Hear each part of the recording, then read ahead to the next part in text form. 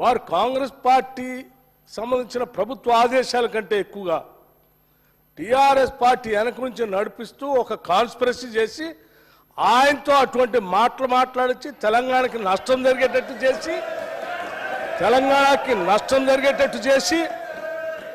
తెలంగాణ కోసం పోరాటం చేస్తూ నీళ్ల కోసం పోరాటం చేస్తూ కేఆర్ఎంబికి ఎట్టి పరిస్థితుల్లో మా ప్రాజెక్టులు ఒప్పజెప్పమని మా ముఖ్యమంత్రి మా నీటిపారుదల శాఖ మంత్రి ఇద్దరు ఒక స్టాండ్ తీసుకొని గట్టిగా రాష్ట్రం కోసం పోరాటం చేస్తూ ఉంటే మీ ఏజెంటు మీ కాన్స్పిరసీతో అది మాట్లాడించి దాన్ని తీసుకొచ్చి మళ్ళీ సభలో చూపించి ఏం చేస్తూ ఉన్నారు మాకు తెలిసిన తర్వాతనే వారిని తట్టా బుట్ట అంతా సరిది ఇంటికి పంపించాం. ఇది నేను తీసుకునే స్టాండ్. ఇంకా చాలా మంది ఉన్నారు మీ ఏజెంట్లు. ఆ ఏజెంట్ల సంగతి కూడా ఒకళ్ళ తర్వాత ఒకళ్ళు అన్ని బయటికి తీసి ఈ రాష్ట్రానికి ఎంత నష్టం చేస్తున్నారో ఆ నష్టాన్ని అంతా కూడా ప్రజలు చెప్పి తీసుకోవాల్సిన చర్యలన్నీ తీసుకుంటాం. దయచేసి హరీష్ రావు గారు సభను తప్పుదో పట్టించుకోండి, రాష్ట్రాన్ని తప్పుదో పట్టించుకోండి. ఇంకా చాలా ఉన్నాయి.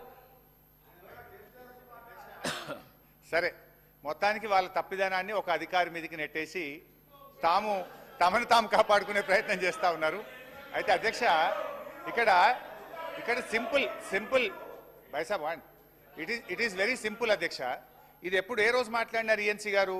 1 ఫిబ్రవరి రోజు మాట్లాడినారు. అన్ని టీవీల్లో వచ్చినాయి, అన్ని పేపర్లలో వచ్చాయి. దాని వెంటనే ఒకవేళ తప్పయి ఉంటే 2వ తారీఖు మినిస్టర్ గారో ఇరిగేషన్ సెక్రటరీ గారో ఈఎన్సీ మాట్లాడిన తప్పు అని ఖండించాలి కదా, ఒక రిజైండర్ రావాలి కదా. రాలేదు. ఇవాళ వాస్తవాలు బయట పెడితే ఒక అధికారి మీదకి నెట్టేసి మీరు తప్పించుకునే ప్రయత్నం చేస్తున్నారు. ఇంకోటి బట్టి గారు, ఇప్పుడు నేను మీ ప్రభుత్వం వచ్చినాక జరిగిన ఫస్ట్ మీటింగ్ మినిట్స్ చూపించినాను, సెకండ్ మినిట్స్ మీరు చూపించాను, మీ రాహుల్ బొజ్జా గారు లెటర్ చూపించాను, వీడియో చూపించాను. అన్నిట్లలో కూడా స్పష్టంగా మీరు అప్పచెప్తామని ఒప్పుకున్నారు. అది కూడా మీరు ఎప్పుడు చేరుకున్నారు?